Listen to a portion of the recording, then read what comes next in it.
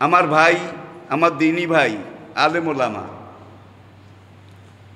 যারা মাঠে ময়দানে কথা বলছেন জাতির উদ্দেশ্যে, আপনাদের কাছে আমার অনুরোধ থাকবে, সময়টা খুব কঠিন, জটিল। সরকার এবং সরকারের মন্ত্রী তাদের দায়িত্ব হচ্ছে প্রশাসনিকভাবে জাতিকে ভালো কথা, ভালো আচরণ, ভালো ব্যবহার এগুলো দিয়ে সামনের দিকে এগিয়ে নেওয়া।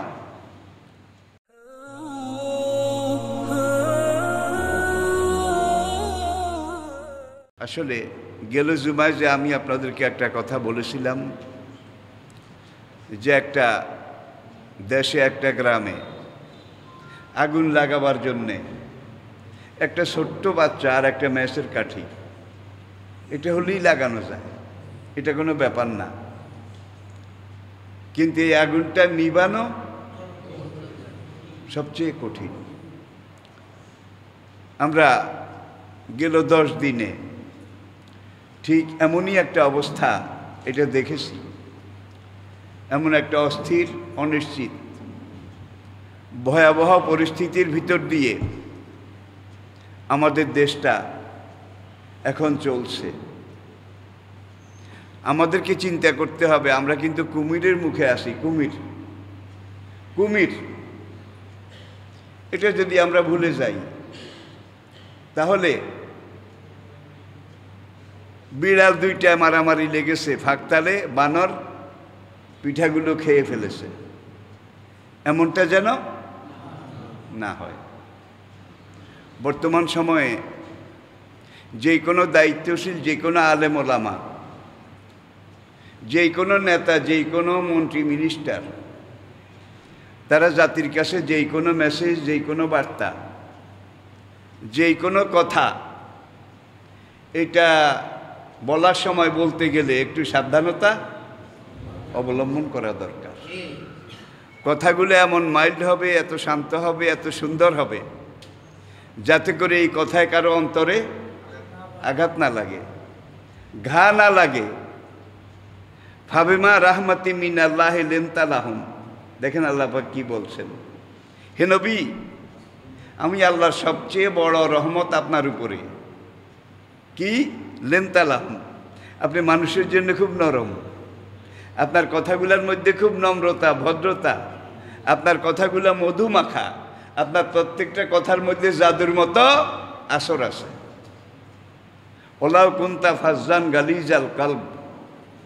যদি আপনার মুখের ভাষা কর্কশ হইতো, যদি আপনার মুখের ভাষা কড়া হইতো, লানফাদ্দু মিন হাওলেক, তাইলে মানুষেরা আপনার কাছ থেকে দূরে সরে যেত। আপনারা জানেন, প্রায় 1 বছর আগে রাশিয়ার প্রেসিডেন্ট ভ্লাদিমির পুতিন যখন আবার ক্ষমতায় আসলো, আসার পরে একটা কমিউনিস্ট দেশ, সেই দেশের একজন কমিউনিস্ট নেতা, সেই পুতিন জাতির উদ্দেশ্যে তার প্রথম বক্তৃতায় কোরআনে এই আয়াতটার তর্জমা, এই আয়াতটা আবার বলছি, ফাবিমা রাহমাতি মিনাল্লাহি লিনতা লাহুম ওয়ালাউ কুনতা ফাজ্জান গালিজাল কালব লানফাদ্দু মিন হাওলিক। আল্লাহর সবচেয়ে বড় মেহেরবানি, আপনি মানুষের সাথে ভালো কথা বলেন, নরম কথা বলেন, সুন্দর কথা বলেন, আকর্ষণীয় কথা বলেন। ইন্না মিনাল বায়ানে লা সেহরা। আপনার প্রত্যেকটা কথার মধ্যে জাদুর মতো আসর আছে। ওলাউ কুনতা ফাজ্জান গালিজাল কালব। আপনার কথা যদি কর্কশ হতো, আপনার কথা যদি কড়া হতো, আপনার কথা যদি এত কোমল নরম না হতো, আপনি যদি কর্কশ ভাষী হতেন, লানফাদ্দু মিন হাওলেক, তাইলে জনগণ আপনার থেকে দূরে সরে যেত। তাইলে নবীজির কথা এগুলো আমি আপনাদেরকে কিভাবে বুঝাবো?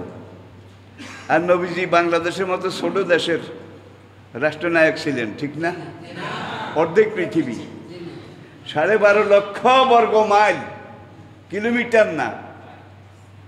আর ওমর রাদিয়াল্লাহু তাআলা আনহুর খেলাফত আমলে ইসলামী রাষ্ট্র ছিল পুরো দুনিয়ার অর্ধেক। তারা এশিয়া মাইনর, পুরা মধ্যপ্রাচ্য, মিশর, এমনকি লোহিত সাগরের পশ্চিম পাড়, পুরো আফ্রিকা, আটলান্টিক মহাসাগরের পাড় পর্যন্ত, আর এই দিকে সিন্ধু মোহাম্মদ বিন কাসেম 1200 শতাব্দী, এই অর্ধেক পৃথিবী পুরা বেল্টে ইসলামী সমাজ এটা কায়েম হয়েছিল। এটা তো আপনারা জানেন। শুধু ব্যবহার, শুধু আচার আচরণ, নবীর শিখানো মুসলমানদের বিনম্রতা। আমার ভাই, আমার দিনী ভাই আলেম ওলামা যারা মাঠে ময়দানে কথা বলছেন জাতির উদ্দেশ্যে, আপনাদের কাছে আমার অনুরোধ থাকবে, সময়টা খুব কঠিন, জটিল। এই মুহূর্তে কথা বলার সময় নবীজিকে অনুসরণ করে একটু মিষ্টি মিষ্টি, ভালো ভালো, আকর্ষণীয় কথা বলতে হবে। কথা বলতে হবে মানুষকে বুঝাবার জন্যে, মানুষকে আকর্ষিত করার জন্যে। আর এখানে আরেকটা জিনিস, দেশের যারা মন্ত্রী মিনিস্টার, তারা কিন্তু আলেমদের চাইতেও দেশের বড় মুরব্বী। মন্ত্রীরা, আমি বোধহয় ঠিক বলি নাই, মন্ত্রীরা কিন্তু রাষ্ট্রীয় অভিভাবক, আর ওলামায়ে কেরাম ধর্মীয় অভিভাবক। ঠিক কিনা বলেন? মন্ত্রীদের দায়িত্ব হলো প্রশাসনিকভাবে ভালোভাবে, সুন্দরভাবে দেশটাকে সামনের দিকে এগিয়ে নেয়া, আর ওলামায়ে কেরামের দায়িত্ব হচ্ছে আদর্শিকভাবে, নৈতিকভাবে, চারিত্রিকভাবে মানুষদেরকে সংশোধন করে ভালোর দিকে নিয়ে যাওয়া। আবার বলছি, আই রিপিট, সরকার এবং সরকারের মন্ত্রী, তাদের দায়িত্ব হচ্ছে প্রশাসনিকভাবে জাতিকে ভালো কথা, ভালো আচরণ, ভালো ব্যবহার এগুলো দিয়ে সামনের দিকে এগিয়ে নেওয়া। আর আলেমদের দায়িত্ব হচ্ছে দুনিয়া আখেরাত, তাওহীদ, রিসালত, ধর্মীয় অনুভূতি, আল্লাহর ভয়, পরকালের জবাবদিহিতার অনুভূতি, এগুলো বলে বলে জাতিকে ধর্মের দিকে, যেই লোক যত বেশি ধার্মিক সেই লোক কিন্তু তত বেশি সৎ। ঠিক কিনা? এই যে বাংলাদেশের লক্ষ লক্ষ লক্ষ লক্ষ কোটি টাকা বিদেশে গত এক যুগে চলে গেছে, এই টাকা যারা নিচে আলেম কয়জন আছে? একজনও নাই। তাহলে জাতির এই টাকা পয়সা এগুলো কিন্তু আপনার আমাদের সবার কাছে আমানত। এই আমানত সংরক্ষণ করা, পাহারা দেওয়া, প্রশাসনিকভাবে, রাষ্ট্রীয়ভাবে, মন্ত্রী মিনিস্টার, আমলা, প্রশাসনের সাথে যারা জড়িত তাদের উপরে, আর নৈতিকভাবে এগুলাকে রক্ষা করা, হেফাজত করা, আমানতদার হওয়া, এটা শিখানোর দায়িত্ব পালন করে ওলামায়ে কেরাম। তাইলে দুই দিক থেকে দুই রকমের কাজ, আলেমরা নৈতিক আর মন্ত্রীরা প্রশাসনিক। আমার সবচেয়ে বেশি দুঃখ লাগে, গেল এক সপ্তাহে একজন মন্ত্রী, তার কথাবার্তা, এক পর্যায়ে তিনি বলেছেন মৌলবীরা যদি ফতুয়া দিতে আসে, ওয়াজ করতে আসে, তাদের দাড়ি কামিয়ে তাদেরকে শেভ করে দেওয়া হবে। আপনারা বোধহয় দেখেন নাই। বা এটা কি মন্ত্রীর কথা নাকি চাঁদপুর স্টিমার ঘাটের কুলির সর্দারের কথা? পুলিশ সর্দারের কথা। একজন মন্ত্রীর কথা এরকম। দাড়ি ইসলামের সুন্নত, এখানে সুন্নতটা কিন্তু ওয়াজিব। দাড়ি কাটা হারাম, রাখা ওয়াজিব। দাড়ি শুধু আমাদের নবীর সুন্নত নয়, আদম থেকে আমাদের নবী পর্যন্ত সকল আম্বিয়া কেরামের দাড়ি ছিল। তাহলে দাড়িটা হলো মিন সুনানিল আম্বিয়া, সব আম্বিয়া কেরামের সুন্নত। যে দেশের 90 জন শতকরা মুসলমান, যারা দাড়ি রাখে না, রাখতে পারে না, তারা কিন্তু সমাজের কাছে একটু ছোট। যত তো নিয়োগ, আরে আমি দাড়িটা রাখতে পারলাম না, সে একটু নিজকে ছোট মনে করে। ঠিক কিনা বলেন? এখন একজন মন্ত্রী যদি বলে যে মৌলবীরা ফতুয়া দিতে আসলে, ওয়াজ করতে আসলে তাদের দাড়ি কামিয়ে ফেলা হবে, তাহলে বুঝেন কেমন মন্ত্রী। বেচারার মাথার উপরের মাল একটাও নাই। উপরের মাল চিনেন? উপরের মাল নাই। বরিশাল পটুয়াখালীর একটা কথা আছে, মাছের মধ্যে পোমা, গাছের মধ্যে গোমা, মানুষের মধ্যে যার মাথায় নাই রোমা। কি? গাছের মধ্যে গোমা, মাছের মধ্যে পোমা, মানুষের মধ্যে যার মাথায় নাই রোমা। রোমা বুঝেন তো? চুল। আমরা আসলে দুঃখিত, আমি মন্ত্রী মহোদয়ের নাম বলছি না, মন্ত্রী হিসাবে সবাইকে আমি শ্রদ্ধা করি, কিন্তু একজন মন্ত্রী এই ধরনের কথা বলতে পারে, এটা কি কল্পনা করা যায়? কল্পনা করা যায়? সময় কিন্তু সবকিছু জবাব দেবে। আম্বিয়া কেরামের সুন্নাত, নবীদের দাড়ি, এটা নিয়ে যে এই কথা তুমি বলেছ, তোমার ঈমান চলে গেছে, তোমার বউ তালাক হয়ে গেছে, বলবেন যে লুৎফর রহমান আবার ফতুয়া দেয়। আলেমরা ফতুয়া দেবে না, করবে কি? ইয়াসআলুনাকা আনিল কালালা, হে নবী, মানুষেরা আপনাকে জিজ্ঞাসা করে এমন ব্যক্তি সম্পর্কে যে ব্যক্তি মারা গেছে কিন্তু তার সম্পদ ভাগ করে নেওয়ার মতো কোনো ওয়ারিশ নাই, একজনও নাই। এমন ব্যক্তি সম্পর্কে লোকেরা আপনাকে জিজ্ঞাসা করে, কুলিল্লাহু ইফতিকুম, কুলিল্লাহু ইফতিকুম, আপনি জবাবে বলুন আমি আল্লাহ তোমাদেরকে ফতুয়া দিচ্ছি ফিল কালালা, এই উত্তরাধিকারবিহীন ব্যক্তি সম্পর্কে। তাহলে আল্লাহ নিজে বলছেন আমি ফতুয়া দিচ্ছি, নবী ফতুয়া দেন নাই, খোলাফায়ে রাশিদিন দেন নাই, সাহাবায়ে কেরাম দেন নাই। এখন আলেমরা ফতুয়া দিলে তাদের দাড়ি কামিয়ে ফেলা হবে। আমি কারো মনে কষ্ট দেওয়ার জন্য কথা বলছি না, দায়িত্বানুভূতি, দায়িত্ববোধ। আলেমরা আলেমানা কথা বলবে, মন্ত্রীরা মন্ত্রীর মতো কথা বলবে, ঠিক কিনা বলেন?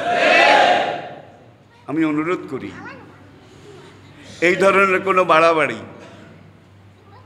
আমরা যেন আমাদের আচরণে, আচারে, কথাবার্তায় কেউ না করি। আল্লাহ কুল্লুকুম রাইন ওয়া কুল্লুকুম মাসউলুন আন রাইয়াতিহি, সাবধান, জেনে রাখো, মনে রাখো, তোমরা প্রত্যেকে নিজ নিজ জায়গায় এক একজন জিম্মেদার, কেয়ারটেকার, দায়িত্বশীল। অকুল্লুকুম মাসউলুন আন রাইয়াতিহি, হাসরের দিন তোমাদেরকে জিজ্ঞাসা করা হবে তোমাদের নিজ নিজ দায়িত্ব সম্পর্কে। ভাই আমি একজন তালিবুল ইলম, আমার দ্বীনি ব্যাপারে কিছু দায়িত্ব আছে, হক কথা বলা, হক পথে চলা, হকের দিকে ডাকা, এই তো আলেমদের কাজ। মন্ত্রী মিনিস্টারদের কাজ কিন্তু অনেক বড়, অনেক বেশি, অনেক বেশি। সুতরাং যে যেই মাপের, যে যেই দায়িত্বের কথা বলার সময় এটা খেয়াল করে, এটা মনে রেখে কথা বললে আমাদের দায়িত্বশীল মন্ত্রীবর্গ তাদের জন্য ভালো হবে। কুমিল্লার ঘটনা ঘটেছে, কোনো মন্ত্রী তখনই বলে ফেলেছে জামাত শিবিরের কাজ, বলে নাই বোধহয়, বলে নাই বোধহয়। এখন যে বেলা ধরা পড়ছে, এই বেলা 14 গোষ্ঠী জামাত কি জিনিস, শিবির কি জিনিস, তবে আধা পাগল, অ্যাবনর্মাল। এখন আধা পাগল অ্যাবনর্মাল একটা মানুষকে দিয়ে আবার সে গাঁজা খায়, ইয়াবা খায়, ফেন্সিডিল খায়। এখন এই অ্যাবনর্মাল, অস্বাভাবিক, যার খাওয়ারও ঠিক নাই, চলারও ঠিক নাই, বলারও ঠিক নাই, কথারও ঠিক নাই, ববগুরের মতো, মায়ও কইছে পাগল, ভাইয়াও কইছে পাগল, তার এলাকার মানুষেরাও কইছে পাগল। এখন পাগল সে মসজিদ থেকে কোরআন শরীফ এনে রাস্তায় ফেলে দেওয়ার কথা বা পুকুরে ফেলে দেওয়ার কথা, সে মন্দিরে নিয়ে রাখলো কেন? তাহলে পাগলের নিশ্চয়ই কেউ কিছু টাকা দিছে আর কইছে ধর তোরে এইটা দিলাম তুই এই মাল খাওয়ার জন্য। মাল বুঝেন তো? পাগলে কিন্তু মাল চিনে, এই মাল খাওয়ার জন্য তোরে এইটা দিলাম, তুই এই কোরআন শরীফটা ওই হনুমান দেবতার মন্দিরে গিয়ে হনুমান দেবতার পায়ের উপরে রেখে আয়। এটা হইতে পারে নাকি পারে না? পারে নাকি পারে না? এখন আপনি ঘটনা ঘটলেই বিচারের আগে যদি রায় দিয়ে দেন অমুকে করেছে, তাহলে সেখানে আর ন্যায় বিচার হওয়ার, সমাধান করার কোনো পথ থাকে না। এই কথা আদম আলী, কদম আলী, কোবাদ আলী তারা বললে চলে। কোনো মন্ত্রী, কোনো দায়িত্বশীল যদি এরকম কথা বলে, সেই দেশে কিন্তু ন্যায় বিচার এটা প্রতিষ্ঠিত হওয়া সবচেয়ে কঠিন। আসলে আমি নিজেও খুব ক্লান্ত, আপনারা বুঝতে পারছেন। আমি 1.5 ঘন্টার একটা বিদেশি আন্তর্জাতিক লাইভ শেষ করে এখন জুমায় আসছি। খুব কষ্ট করে আমি কথা বলছি, দিনের এই কথাগুলো।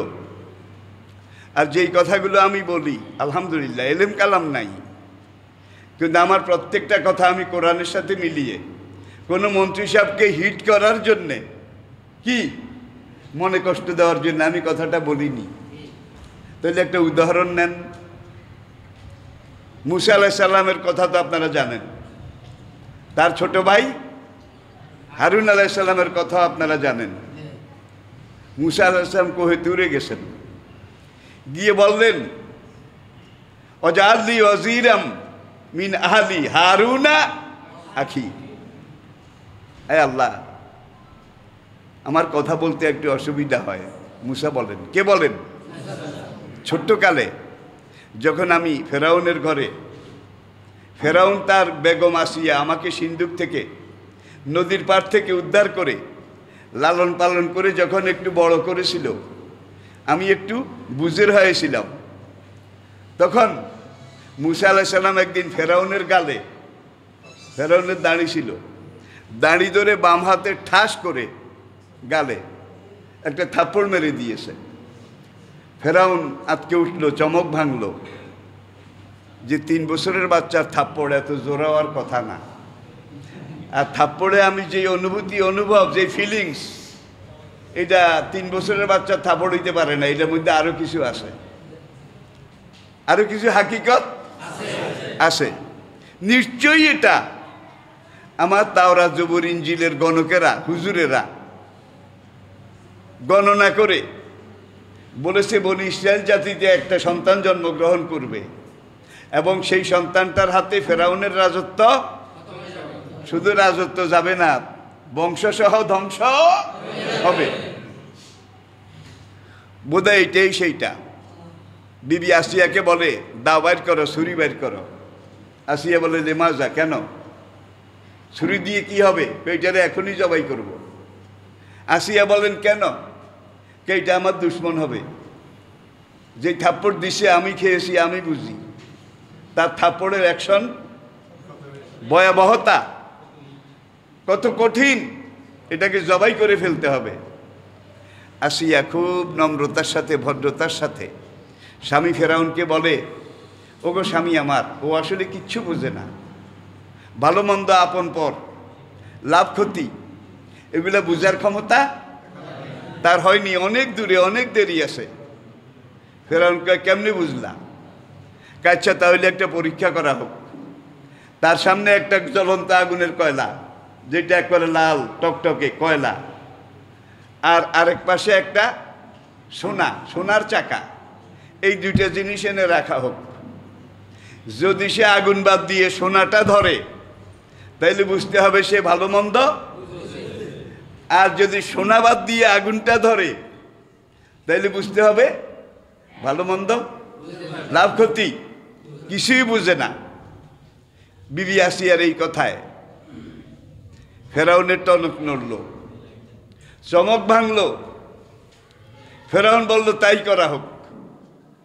কথা মতো ওই 2টা পিরিচ, 2টা প্লেট, তস্তুরি, এটার মধ্যে মুসা আলাইহিস সালামের সামনে শিশু মুসা, এক পাশে তস্তুরিতে একটা টকটকে লাল সোনার চাকা, আরেক পাশে টকটকে লাল জ্বলন্ত একটা আগুনের আঙ্গার, এই 2টা রাখলো। শিশু মুসা আলাইহিস সালাম সোনার চাকের দিকে হাত দিতেছিলেন, জিবরাইল এসে হাত টেনে আগুনের দিকে দিছে। আল্লাহু আকবার। সোনার চাকাটা একটু চকচকে বেশি, মুসা সেই দিকে হাত দিছিলেন। জিবরাইল এসে শিশু মুসার হাতটা টেনে আগুনের উপরে দিছে। আগুনের কয়লা খপ করে ধরে আগ করে মুখের মধ্যে মুখে দিছে, মনে করছে কোনো খাদ্য। বিবি আসিয়া তাড়াতাড়ি তার মুখ থেকে এটা বাইর করে দিয়ে ওই পানিটা নিয়ে এগুলো দিয়ে একটু ধুয়ে টুয়ে কয় স্বামী দেখলেন তো। মুসা যদি সেই দিন সোনার চাক ঠিকই মুখে দিত তাইলে কিন্তু ফেরাউনের কাছে ধরা খেত, ঠিক কিনা বলেন? তাইলে নবীরা কার ইঙ্গিতে চলে, কার ইশারায় চলে, কার নির্দেশে বলে? নবীদের প্রত্যেকটা কথা, কাজ, আচার আচরণ আল্লাহ কর্তৃক নির্বাচিত এবং নির্ধারিত। জিহ্বা পুড়ে গেছিল, এখান থেকে মুসা আলাইহিস সালাম একটু তোতলা। এক, দুই, কথার মধ্যে একটু জড়তা, অস্পষ্টতা। রব্বিশ রাহলি সদরি ওয়াইয়াসসিরলি, আল্লাহ তুমি আমার জন্য আমার কাজগুলো সহজ করে দাও। অহলুল উকদাতাম মিন লিসানি, আমার জিহ্বার মধ্যে যে একটা আগুনের পোড়ার ক্ষত আছে, আমি যে স্পষ্ট করে কথা বলতে পারি না, এটা তুমি দূর করে দাও। শিশুকালের পোড়ার দাগ সারা জীবনেও কিন্তু যায় না, দূর হয় না। মুসার এটা থেকেই গেল। তুর পাহাড়ে আল্লাহ যখন মুসা আলাইহিস সালামকে ডেকে তাওরাত কিতাব দিলেন, ইব্রানি ভাষায় তাওরাত কিতাব লেখা ছিল, হিব্রু ভাষায়, ইব্রানি ভাষায়। তাফসীরে লেখে জমরুদ কাঠের কাষ্ঠফলক, তক্তা, জমরুদ কাঠের তক্তির মধ্যে এই তৌরিত কিতাব আল্লাহ রাব্বুল আলামিন লেখে জিবরাইলের দ্বারা তুরে একবারে 70 উটের বোঝা ছিল। এই কাঠগুলো যেগুলোতে তাওরাত লেখা ছিল, হিব্রু ভাষার তাওরাত, 70 উটের বোঝা ছিল একবারে দিছে। আর আমাদের নবীকে পবিত্র কোরআন আল্লাহ একবারে দিছে 23 বছরে। কারণ কি? সানুলকি আলাইকা কাওলান, হে নবী, ওহির আগে প্রথম শুরু, পূর্বাভাস।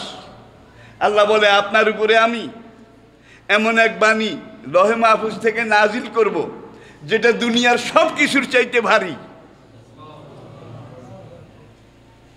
নবী যুদ্ধে যাচ্ছেন, উটের পিঠে আছেন, জিবরাইল এসে সিগন্যাল দিল। বুখারী, কাইফা কানা বাদুল ওহি ইলা রাসূলিল্লাহ সাল্লাল্লাহু আলাইহি ওয়াসাল্লাম, জিবরাইল এসে সিগন্যাল দিল।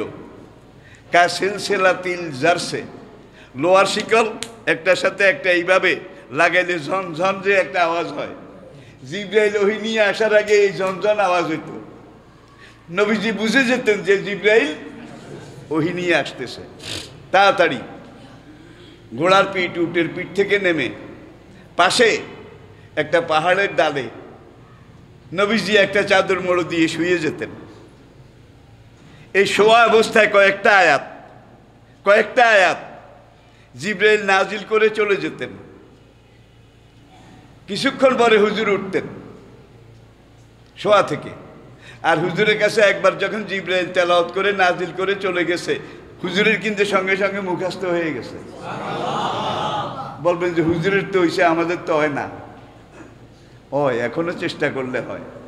ওআইসির হিসাব অনুযায়ী বর্তমান পৃথিবীতে 4,34,00,000, রিপিট, 4,34,00,000 আন্তর্জাতিক মানের হাফেজে কোরআন জীবিত আছে। 4,34,00,000 আন্তর্জাতিক মানের। আন্তর্জাতিক মানের কথাটা এই জন্য বলেছি, যারা আন্তর্জাতিক হেফজুল কোরআন প্রতিযোগিতায় দাঁড়িয়ে বিসমিল্লাহির রহমানির রহিম থেকে শুরু করে মিনাল জিন্নাতে অনাসি, এক দাঁড়ানোতে 30 পারা কোরআন তেলাওয়াত করে শেষ করে, একবার একটা লোকমাও লাগে না। আমাদের হাফেজ হুজুরদের কিন্তু লোকমা লাগে, ঠিক কিনা? লোকমা যাদের লাগে তারা কিন্তু এই 4 কোটির মধ্যে নাই। লোকমা যাদের লাগে, আন্তর্জাতিক মানের হাফেজ যারা নয়, তাদেরকে এই 4,34,00,000 মধ্যে ধরা হয় নাই। তাহলে কত কোটি আছে? আচ্ছা, কোরআনের আগের আসমানি কিতাব ইঞ্জিল, ইঞ্জিল ঈসা আলাইহিস সালামের উপরে সুরিয়ানি ভাষায়, সুরিয়ানি ইঞ্জিলের ভাষা। ইঞ্জিল কিতাবের হাফেজ সাহেব কয়জন আছে? থাকলে কম, কিতাবে নাই। যেগুলো আছে এক একটা এক এক রকম, এক একটা এক এক রকম, এক এক দেশে এক এক রকম, এক এক সংস্করণের এক এক রকম, এক এক ছাপাখানার এক এক রকম। কিন্তু বাংলাদেশের একজিল কোরআন আর ল্যাটিন আমেরিকার একজিল কোরআন দুইটা একত্র করেন, দুইটা দুই রকম। আল্লাহু আকবার, আল্লাহু আকবার। কোরআনের সবচেয়ে বড় বাহাদুরি এইটা। ওয়াতাইনা দাউদা জাবুরা, দাউদ আলাইহিস সালামকে আমি জাবুর কিতাব দিয়েছিলাম। আজকে জাবুর কিতাবের কোন হাফেজ? মুসা আলাইহিস সালামের তাওরাতের একজন হাফেজ সাহেব বোধহয় ইহুদি জাতির মধ্যে আছে, একজনও নাই। আসলে জিনিসগুলো এমন যেগুলা মুখস্থ করা সম্ভব নয়। আমাদের পার্শ্ববর্তী দেশ যারা তাদের ধর্মটাকে বলে সনাতন ধর্ম, দুনিয়ার সবচেয়ে পুরাতন প্রাচীন বিশুদ্ধ ধর্ম, সত্য যুগে, ত্রেতা যুগে, দাপর যুগে, এখন কিন্তু কলির যুগ। এর আগে তিনটা যুগ গেছে, সত্য, ত্রেতা, দাপর। সেই সত্য, ত্রেতা, দাপর যুগে অথবা এই যুগে কলির যুগে বেদের কয়জন হাফেজ ব্রাহ্মণ আছে? বেদের, গীতার বোধহয় হাফেজ ব্রাহ্মণ আছে, পুরাণের বোধহয় আছে, কুন্তাব সুক্তের বোধহয় কোনো হাফেজ সাহেব আছে, কোনটার হাফেজ সাহেব নাই। হাফেজ সাহেব না থাকাতেই এইটা ভেজাল, ভেজালের ভেজাল, নকল, নকলের নকল, তার নকল, তুষ্য নকল। কিন্তু কোরআন এটা যেদিন থেকে নাজিল শুরু, এদিন থেকে হাফেজ শুরু। ঐতিহাসিক ইবনে সাদ তার তাবকাতে লিখেছেন, ঐতিহাসিক বালাজুরি তিনি লিখেছেন, বিদায় হজ্জের ময়দানে নবীজি হজ্জাতুল বেদা, বিদায় হজ্জের ভাষণ, এই দিন নবীজি সবচেয়ে লম্বা বক্তব্য রেখেছিলেন। লম্বা বক্তব্য। নবীজি কথা বলতেন 1 মিনিট, 2 মিনিট, 4 মিনিট, 7 মিনিটের বেশি না কথা বলতেন, হেদায়েত দিতেন, ওয়াজ করতেন। শুধু বিদায় হজ্জের দিন নবীজি ওয়াজ করেছেন 27 মিনিট। আল্লাহু আকবার, 27 মিনিট। কারণটা কি? এই বিদায় হজ্জের এই বক্তব্যটা জাতিসংঘ পর্যন্ত স্বীকার করেছে দুনিয়ার বুকে প্রথম আন্তর্জাতিক দলিল। আল্লাহু আকবার, আন্তর্জাতিক দলিল, মানবাধিকারের মহাসনদ, এই বিদায় হজ্জের ভাষণ।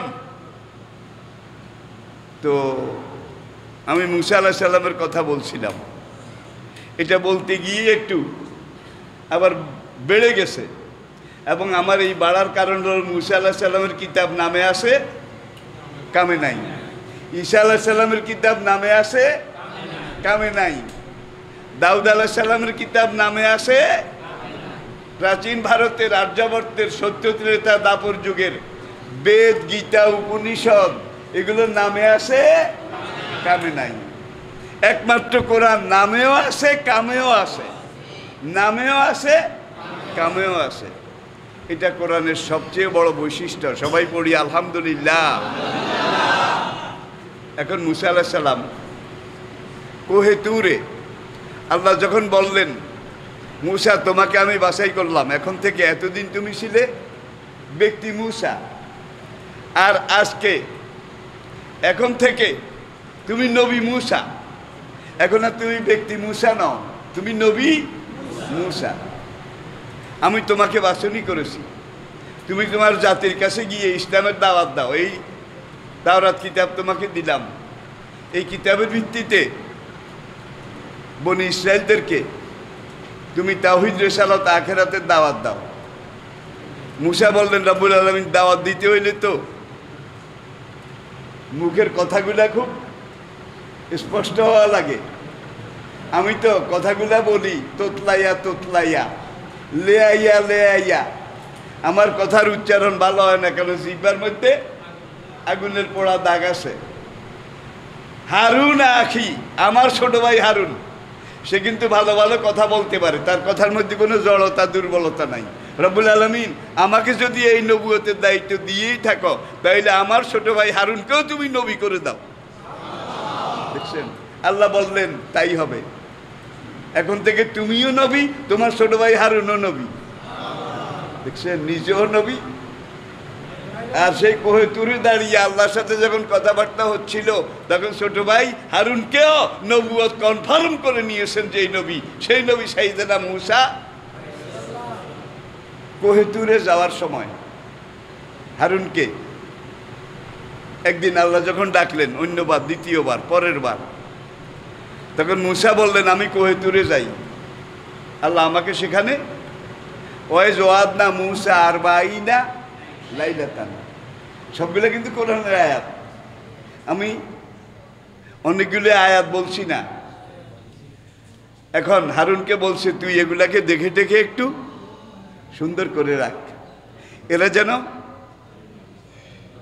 আল্লাহর দেওয়া, আমি নবীর আনা, তোমার আর আমার রেসালতের নবুয়তের পথ থেকে সরে না যায়, একটু দেখে দেখে রাখ।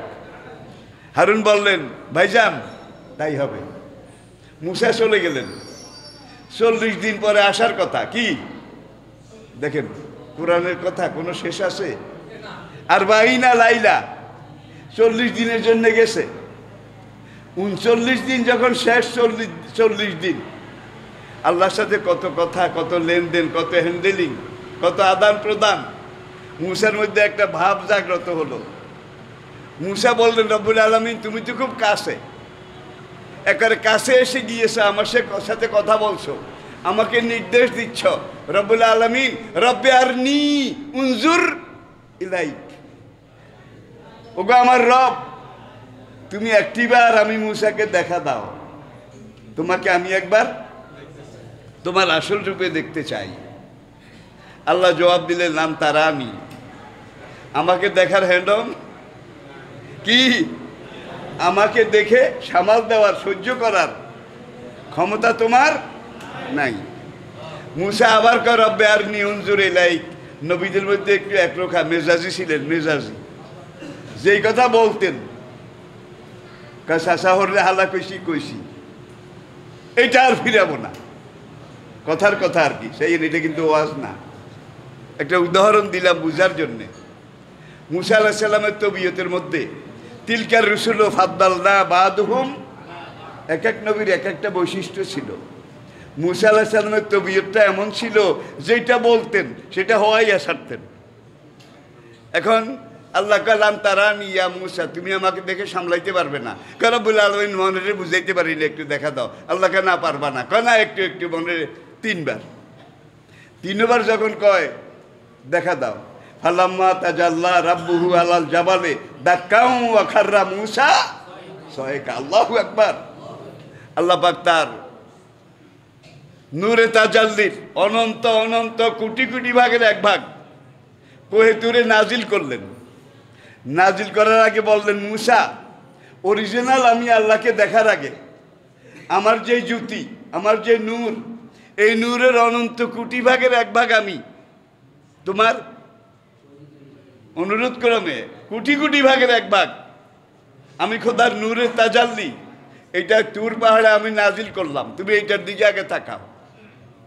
এরপর আল্লাহকে ভাইলেস তাকাররা মাকা নাকা, এই কোটি কোটি ভাগের এক ভাগ আমি আল্লাহর নূরে তাজাল্লি দেখে তুমি যদি নর্মাল থাকো, নর্মাল না হও, স্বাভাবিক থাকো, অস্বাভাবিক না হও, ভাষা হওয়া তারা আনি, সবগুলা কোরআন আয়াত, তাহলে আমি আল্লাহ সশরীরে সমূর্তিতে তোমার আরজ, তোমার অনুরোধ মতো তোমার সামনে দেখা দেব। মূসা কহ হ হ রব্বুল আলামিন ঠিক আছে, অন টেস্ট দাও, তোমার নূরের তাজাল্লি দাও, আগে এইটা চাইয়া লই, এটা দেখে যদি আমি ঠিক থাকতে পারি তাহলে তো তুমি অরিজিনালি আমার সাথে দেখা করবে। আল্লাহ বললেন হ্যাঁ। ফালাম্মা তাজাল্লা রাব্বুহু আলাল জাবাল, আল্লাহ ওই কোহে তুরের উপরে আল্লাহ পাকের খোদাই জ্যোতি, আল্লাহর নূর কোটি কোটি অনন্ত কোটি ভাগের এক ভাগ অন টেস্ট যখন নাজিল করলেন, দাক্কাউ ওয়া খাররা মূসা সয়কা করে এক চিৎকার দিয়ে মুসা বেহুশ হয়ে গেলেন। ভাই এক বেহুশে 40 দিন, পুরো এক চিল্লা। কি এক বেহুশে 40 দিন? 40 দিন পরে ফালাম্মা আফাকা, মুসার যখন চেতনা ফিরে আসলো, জ্ঞান ফিরে আসলো, তখন মুসা বললেন সুবহানাকা তুবতু ইলাইকা, মহিয়ান গরিয়ান তুমি, পুত পবিত্র তুমি, আমি তোমার কাছে তওবা করি, আমার এই দেহ এই শোক নিয়ে দ্বিতীয়বার তোমাকে দেখার কোনো অনুরোধ আমি জীবনে করব না। মুসা আলাইহিস সালাম তাওরাত নিয়ে ফিরে আসলেন। 40 দিনের জায়গায় কত গেছে? 80 দিন। বনি ইসরায়েলের মধ্যে, বনি ইসরায়েলের এক মুনাফিক নাম ছিল সামেরি, কোরআনে আল্লাহ তার নামও উল্লেখ করেছেন, ফামা খাতাবুকা ইয়া সামেরি। সে ছিল একজন স্বর্ণকার।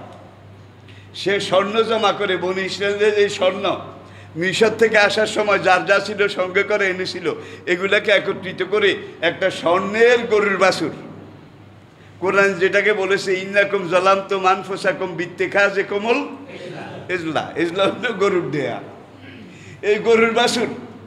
এখন গরুর বাছুর এইটা সামেরি বানাইছে, বানাইয়া টানাইয়া এখন কয় তোর মুসাও মিথ্যা, হারুনও মিথ্যা।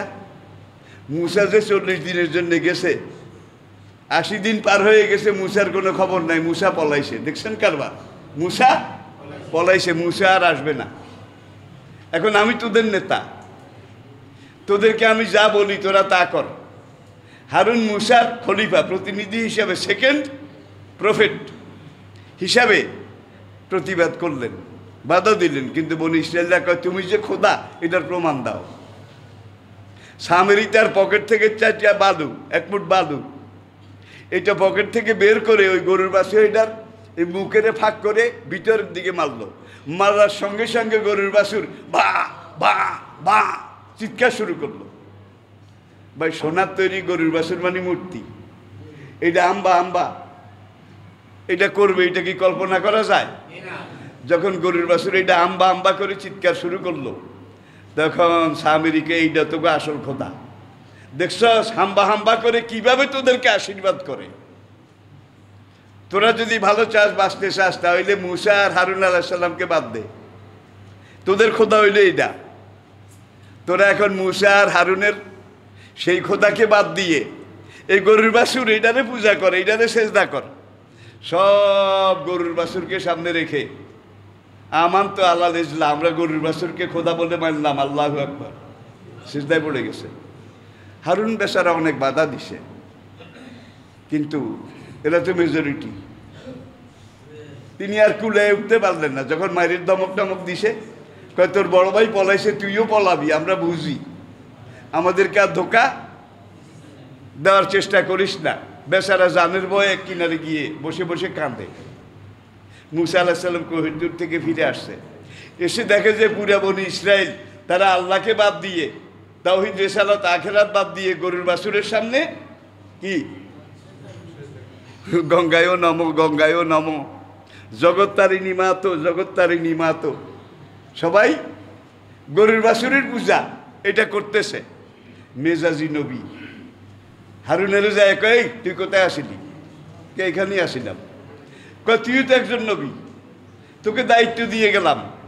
ওরা যে এইভাবে সব মুশরিক হয়ে গরুর বাছুরের পূজা করলো, গরুর বাছুরকে সেজদা করলো, তুই কি এটা দেখোস নাই? হারুনে কয় ভাই দেখছি, অনেক বাধা দিছি, অনেক কইছি, কিন্তু শেষমেশ তারা আমাকে হত্যা করবে, মেরে ফেলবে। মারার জন্য যখন আমার দিকে তেড়ে আসছে, তখন জীবন বাঁচানোর জন্য আমি দেখলাম এত মানুষের সাথে, কমপক্ষে 40,000 মানুষ, এত মানুষের সাথে আমি একজনে পারবো না, এই জন্য আমি এই কিনারে এসে বসে রয়েছি। মাথায় ছিল হারুনের বাবরি চুল, বাই দচ্ছে চুল, চুল ধরে কিল রে কিল, ঘুষি রে ঘুষি। কে? মুসা আলাইহিস সালাম। ওই যে কইছে রাগী, মেজাজি, সবচেয়ে রাগী নবীদের ইতিহাসে, সবচেয়ে রাগী নবী মুসা আলাইহিস সালাম। যখন রাগ করতেন তার গায়ের পশমগুলা তুলা গাছের কাটার মতো দাঁড়িয়ে যেত, কোনো মানুষ কাছে গেলে পশমগুলো আরেকজনের গায়ে ঢুকে যেত। হ্যান্ডম কারে কয়? যখন তিনি রাখতেন তার চোখের দিকে তাকিয়ে দেখার মতো কোনো বীর পুরুষ সেই জমানায় ছিল না। প্রিয় ভাইয়েরা, এইবার হারুন কিল কত খাওয়া যায়, খালি কিলায়, চুল ধরে কিলায়। এখন কিল থেকে বাঁচার জন্য ঝাড়া দিয়ে কোনো রকম মাথাটারে ছড়াইয়া যখন যাওয়া শুরু করছে, মুসা দোষে এইবার দাঁড়ি, লম্বা লম্বা দাঁড়িয়ে ছিল, এইবার দাঁড়ি ধরে কিলায়। হারুন কান্দে আর কয়, ইয়া ইবনা উম্মে, আয়াত কোরআন, আপনি তো আমার মায়ের পেটের আপন ভাই, আমি আপনার ছোট ভাই। লা তাসমেদ বিলা আদা, আপনি যদি এইভাবে এখন চুলের মুঠিয়া দাঁড়ি ধরে আমাকে কিলান, ওই মোশেক বনি ইসরায়েল যেগুলো গোমরা হয়ে গেছে ওরা বলবে যে এইবার মৌলবি মৌলবি লাগছে, মৌলবি মৌলবি। লা তাসমেদ বিলা আদা, আপনি আমারে এইভাবে দাঁড়ি ধরে চুল ধরে এইভাবে কিলায় ইসলাম দুশ্মনদেরকে হাসাইয়েন না। এই আয়াতে আমরা বুঝি কোনো একজন আলেম আরেকজন আলেমকে হ্যারাস করা, কোনো একজন আরেকজন আলেমকে এইভাবে তিক্ততা, এইভাবে সমালোচনা করে কথা বলা, এটা হারাম, ঠিক কিনা? এখন এক মৌলবী আরেক মৌলবীর বিরুদ্ধে আসে না নাই? ভাই আমি আসি, আর আমার মতো হাতে গোনা বোধ হয় কয়েকজন আছে, এছাড়া সবাই কি কে কার পিছনে লাগবে। এটা হলো বর্তমান আলেমদের সবচেয়ে বড় ঘাটতি। আলেম যারা রয়েছেন শুধু বাংলাদেশ নয়, সারা বিশ্বের ওলামায়ে কেরাম, আপনারা ওয়ারাসাতুল আম্বিয়া, আপনাদের কাছে আমি অনুরোধ রাখছি যে আপনারা এক কণ্ঠে কথা বলুন, এক ভাষায় কথা বলুন। তাওহীদ রিসালাত আখিরাত দুইটা নয়, একটা, বিশ্বাস একটা। এমনভাবে আমরা কথা বলি, আপনারা কথা বলেন, যাতে আমাদের কথা শুনে মুসলিম উম্মাহ ভাগ না হয়ে যায়, ছিন্ন বিচ্ছিন্ন হয়ে না যায়, বরং বুনিয়ান ও মারসুস হিসাবে সব একত্র হয়ে যায়। এটা আলেমদের জন্যে দরকার। এই যে হারুনের দাঁড়ি ধরে কিলাইছে, এইটা নিয়েই কিন্তু তাফসীরকারকগণ ব্যাখ্যা দিয়েছেন। তাইলে হারুনের দাঁড়ি কদ্দুর লম্বা আসিল, মুসার দাঁড়ি কদ্দুর লম্বা আসিল। জেদ্দুর লম্বা রাখলে দাঁড়ি ধরে কিলান যায়, এদ্দুর লম্বা দাঁড়ি, এক মুঠ দাঁড়ি রাখা এটা ওয়াজিব। এটা শুধু আখিরি নবীর সুন্নাত নয়, মিন সুনানিল, আদম নবীরও দাঁড়ি এদ্দুর আসিল, শীষ নবীরও এদ্দুর আসিল, সোলামান, দাউদ, ইউসুফ, মুসা, ঈসা সকল নবীর দাঁড়ি আসিল এদ্দুর। যেই পরিমাণ লম্বা থাকলে দাঁড়ি ধরে কিলান যায়। দেখছেন কারবার, ভাইয়ে ভাই এরে কিলাইল। আর তাফসীরকারকগণ দেখেন কোরআনে এই আয়াতের ব্যাখ্যা দিতে গিয়ে এখান থেকে মশলা বাইর করলো। দাঁড়ি এদ্দুর লম্বা রাখা ওয়াজিব, জেদ্দুর লম্বা রাখলে দাঁড়ি ধরি কিলান যায়। তাহলে দাঁড়ি শুধু আখিরি নবীর সুন্নত নয়, দাঁড়ি মিন সুনানিল আম্বিয়া, আদম থেকে আমাদের নবী পর্যন্ত সকল আম্বিয়া কেরামের সুন্নত। এখন কেউ যদি আল্লাহর কোনো বিধান, নবীর কোনো সুন্নাহ, এইটাকে এইভাবে হেকারত করে, এইভাবে এটাকে তিরস্কার করে, তীক্ষ্ণবান ছড়ে, তাহলে তালাজ্জুজুল মাসিয়াতে মাসিয়াতুন,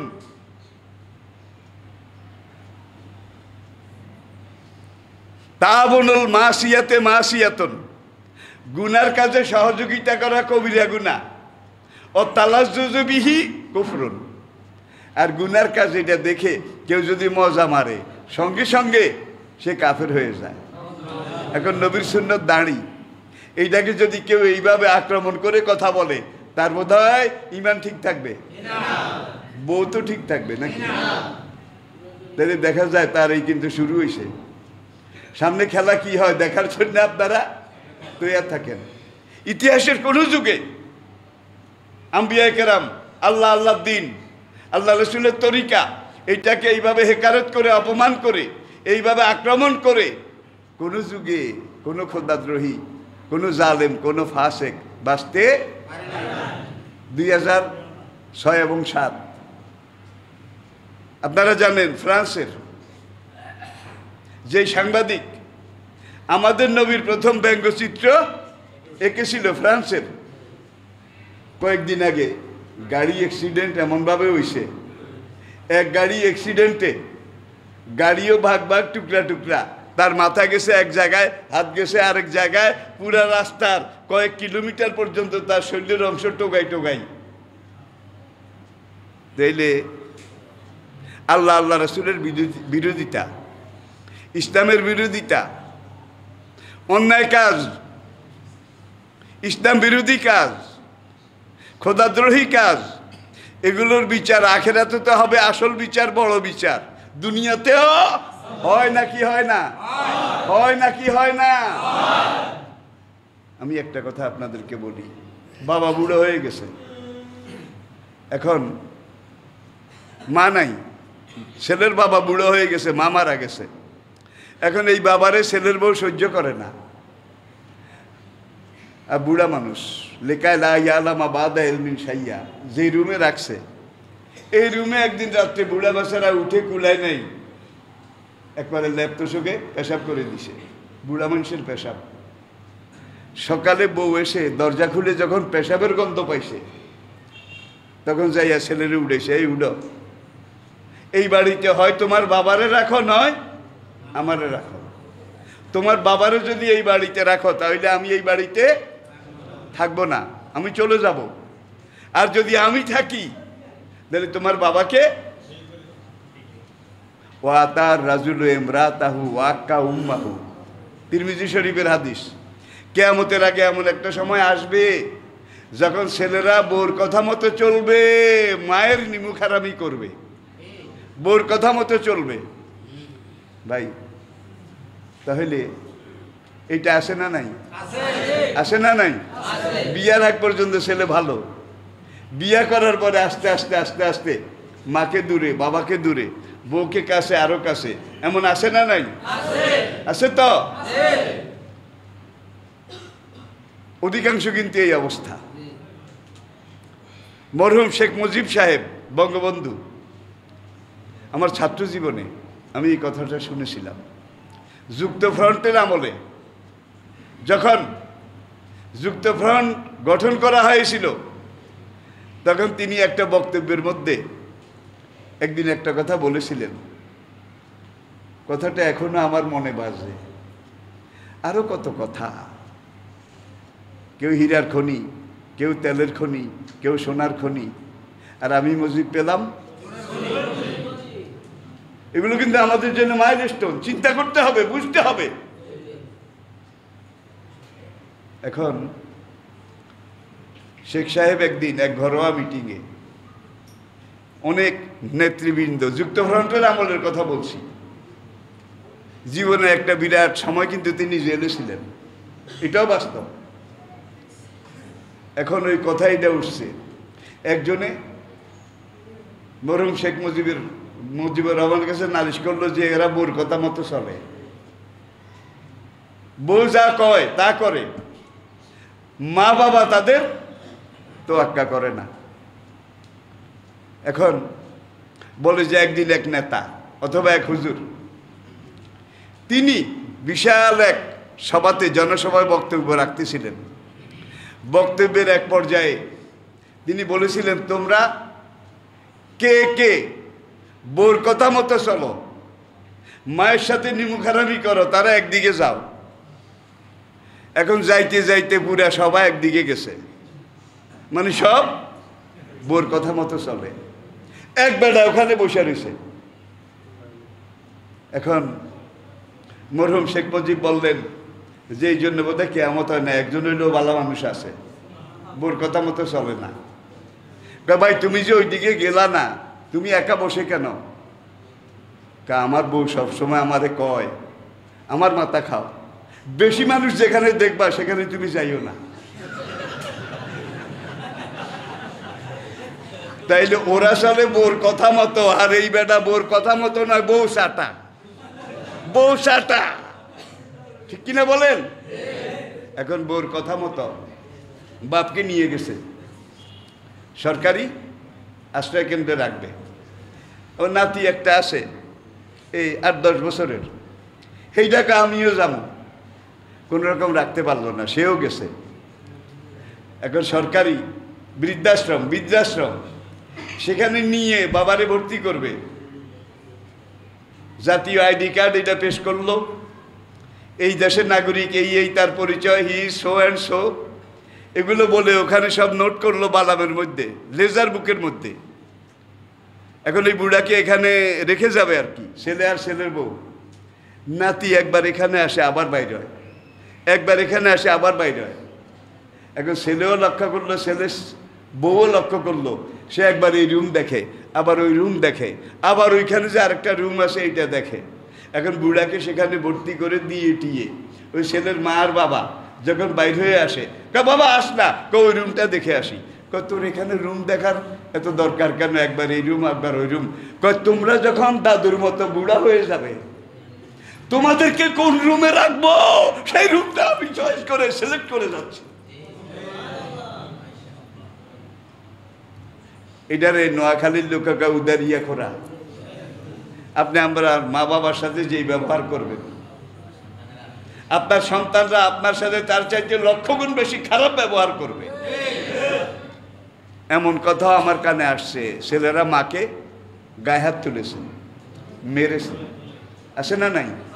আছে না নাই? আছে। আল্লাহু আকবার। এগুলাকে ছেলে বললে বলা হবে না, এগুলা পরিবারের কলঙ্ক, মা বাবার জন্য কলঙ্ক। যার জন্য নবীজি বলেছেন, মুরু সিবিয়ানাকুম বিসসালাতি ইযা বালাগু সাবা, তোমাদের বাচ্চারা যখন 7 বছর বয়সী হয়, 7 বছরের আগে তাদেরকে সূরা ফাতিহা, সূরা নাস, ইখলাস, নামাজে যেই সূরাগুলা লাগে এগুলা মুখস্থ করা। ভাই খুব কঠিন জিনিস না। মা ইচ্ছা করলে রুটি বানাইতে কি সকালে রুটি বানাইতে বাচ্চারে পাশে বসাইয়া, আমাদের আমলে আমরা দেখছি মা এইভাবে সূরাগুলা শিখাইতো নাকি শিখাইতো না? মা শিখাইতো, বাবাই শিখাইতো, দাদিয়ে শিখাইতো, ঠিক কিনা বলেন? এখন বাপ একদিকে যায়, এখন এখানে কিভাবে যাবে এটা ইসলাম বোধহয় শিখায় নাই। যাওয়ার আগে বিসমিল্লাহ পড়বে, কি হাসবুনাল্লাহ পড়বে। এখন একজনে যায়, ছেলেরে শিখাইছে কি আব্বু টাটা, আব্বু টাটা। আব্বু ওখান থেকে আব্বু বাই বাই, টাটা। কিন্তু ইসলাম শিখাইছে যে তোমাদেরকে আল্লাহর কাছে সাপোর্ট করে গেলাম। আবার তোমরাও বলবে হাসবুনাল্লাহু ওয়া নি'মাল ওয়াকিল, আল্লাহ হাফেজ, আল্লাহ হাফেজ। এখন আল্লাহ হাফেজের জায়গায় টাটা বোধহয় নাই, এটা আল্লাহ হাফেজ বাদ দিয়ে টাটা যারা বাচ্চাদেরকে শিখায়, এই বাচ্চারা তুমি বুড়া হলে তোমার সাথে টাটা টাটা জন্মের মতো দেখাই দেবে। আজ থেকে অন্তত 40 বছর আগে পশ্চিমী দুনিয়ায়, ব্রিটেন, আমেরিকায়, সেই সব জায়গায় দেখেছি বুড়া মা বুড়া বাবা তাদেরকে এনে সরকারি, আমি এইটারে কই বুড়া বুড়ির এতিমখানা, বুড়া বুড়ির এখানে এনে রেখে যেত। আমাদের উপমহাদেশে সেই পাকিস্তান আমলেও ছিল না, বাংলাদেশ আমলেও ছিল না, এগুলো দরকার হয় নাই। কারণ মা বাবা বুড়ো হইলে দায়িত্ব কার? সন্তানের, ঠিক কিনা বলেন? এখন তুমি সন্তান যদি মা বাবার সাথে খারাপ ব্যবহার করো, তোমার সন্তান তোমার সাথে এর চেয়ে লক্ষ গুণ বেশি। তুমি মার গায়ে হাত তুলেছ, মাকে একটা থাপ্পড় দিয়েছ, এই থাপ্পড়ের বিনিময়ে তোমার ওরজাত সন্তান তোমাকে বুড়ো হলে লক্ষ লক্ষ বার লাথি মারবে, সে থাপ্পড় দেবে না। Tit for tat, as you sow so will you reap, এটাই যেমন কর্ম। সুতরাং আমরা ইসলামকে বুঝি, আল্লাহকে বুঝার চেষ্টা করি, রাসূলকে বুঝার চেষ্টা করি, কোরআন এটাকে বুঝার চেষ্টা করি, কোরআনকে শিখার চেষ্টা করি। আমাদের বাচ্চাদের পেটে আমরা আগে কোরআন ঢুকাইয়া দিই, আগে কোরআন, আগে যদি কোরআন ঢুকাইয়া দেন, কোরআন শিখান, এই বাচ্চাকে বলে স্কুল কলেজ ভার্সিটি যেখানেই পড়ান আগে কোরআন ঢুকাইছেন, আল্লাহর কসম এটা বেনামাজি হবে না, এই সন্তান নাস্তিক হবে না, এই সন্তান ঘুষখোর হবে না, সুদখোর হবে না। কারণ কি? আগে কোরআন ঢুকেছেন। কোরআনে একটা বরকত আছে না নাই? আসে না নাই? তাহলে এই কোরআন আবর্জনা দূর করে, জান্নাত এটা কাছে নিয়ে আসে। সুতরাং বাচ্চাদেরকে আগে কোরআন শিখাই, এরপরে আসুন। আমি গেল জুমায় আপনাদেরকে বলেছি, আমাদের আশেপাশে ডাইনে বামে অমুসলিম যারা আছে, সংখ্যালঘু যারা আছে, তারা আমাদের ভাই, প্রতিবেশী, আপনজন, আমাদের বন্ধু। আমরা যেন তাদেরকে আর চোখে না দেখি। এটাতে রাজি আছেন সবাই? রাজি আছেন? আসেন। আরে ভাই, এখানে আপনি একটা রায়ত লাগাইয়া দিয়া, এখানে 2 কোটি অমুসলিম আছে, ওই সনাতন ধর্মাবলম্বী, খ্রিস্টান আছে 2 লাখের কাছাকাছি, ইহুদি আছে 100 নাই, তারও কম, বৌদ্ধ আছে লাখের কিছু বেশি। তাহলে তারা অমুসলিম, তারা সংখ্যালঘু। লে নফসিকা আলাইকা হাক্কুন, তোমার নফসের একটা হক তোমার উপরে আছে। ওলে জাওজাতিকা আলাইকা হাক্কুন, তোমার বিবির একটা হক তোমার উপরে আছে। ওলে আওলাদিকা আলাইকা হাক্কুন, তোমার ছেলেমেয়ের একটা হক তোমার উপরে আছে। ওলে জিরানিকা আলাইকা হাক্কুন, তোমার আশপাশে পাড়া প্রতিবেশী, তাদের একটা হক তোমার উপরে আছে। এখন জিরানিকা, তোমার পাড়া প্রতিবেশী, তাদের একটা হক তোমার উপরে আছে। নবী এটা বলেন নাই পাড়া প্রতিবেশী মুসলমান যারা, তাদের উপরে তোমার হক আছে, এটা বলেন নাই পাড়া প্রতিবেশী, চাই মুসলমান হোক চাই। এরপরে ইসলাম বলেছে, আপনার টাকা পয়সা হয়েছে, অনেক টাকা, আপনি একটা বিল্ডিং করবেন, আপনার জায়গায় আপনি বিল্ডিং করবেন, আপনার হক আছে, আপনার অধিকার আছে। কিন্তু এই বিল্ডিংটা করার সময় আপনি বিল্ডিংয়ের এই যে স্থাপত্য আর বিল্ডিংয়ের দেওয়াল এত উঁচা করতে পারবেন না, যে দূর উঁচা করলে আপনার পাশে একজন প্রতিবেশী, তার বাড়িতে আলো বাতাস কি সাংঘাতিক চিকন কথা, কিন্তু আপনার পাশের বাড়িওয়ালার আলো কমে যায়, বাতাসও কমে যায়। আপনি বাড়ি করেন, আপনি বিল্ডিং করেন, কিন্তু আপনি এমন কিছু করতে পারবেন না যাতে করে আপনার প্রতিবেশীর আলো বাতাস। দেখছেন কারবার? কাজী আবু ইউসুফ কিতাবুল খেরাজের মধ্যে লিখেছেন যে ইসলাম, আপনি একটা দোতলা বিল্ডিং করবেন, আপনার পয়সা আছে, আপনি করেন, কিন্তু আপনার প্রতিবেশী পাশে আছে, এমন দোতলা বিল্ডিং করতে পারবেন না যে বিল্ডিংয়ের দোতলায় উঠলে প্রতিবেশীর বউকে জানালা দিয়ে দেখা যাবে। দেখছেন? এটার নাম ইসলাম, এটার নাম ইসলামী সমাজ। সুতরাং আপনিও বাঁচেন, আপনার প্রতিবেশীরাও বাঁচুক, অধিকার সবাই সমান। ফাতেকুল্লা জি হাক্কিন হাক্কুহা। আল্লাহ আমাদেরকে এই ফিলিংস, এই অনুভূতি, আমি আবারও বলছি শেষবারের মতো, আমাদের যেখানে যারা অমুসলিম আছে তারা আদম আর হাওয়ার সন্তান হিসেবে আমাদের ভাই। মুসলমান আমাদের দ্বীনি ভাই। কি মুসলমান আমাদের দ্বীনি ভাই। আর কোনো সংখ্যালঘু, কোনো অমুসলিম অন্যায়ভাবে তার উপরে যে জুলুম করবে, নবী বলেন কাল হাসরের দিন সবার আগে আমি নবী তার বিরুদ্ধে আল্লাহর আদালতে মামলা করব। কোনো অমুসলিমের গায়ে যে হাত দেবে, তার দিকে চোখ রাঙাবে, কোনো অধিকার ইসলাম আপনাকে দেয় নাই। এটা হলো ইসলাম। আল্লাহ আমাদেরকে বুঝার তৌফিক দান করুন। ওমা আলাইনা ইল্লাল বালাগ। আগামী জুমা ইনশাআল্লাহ।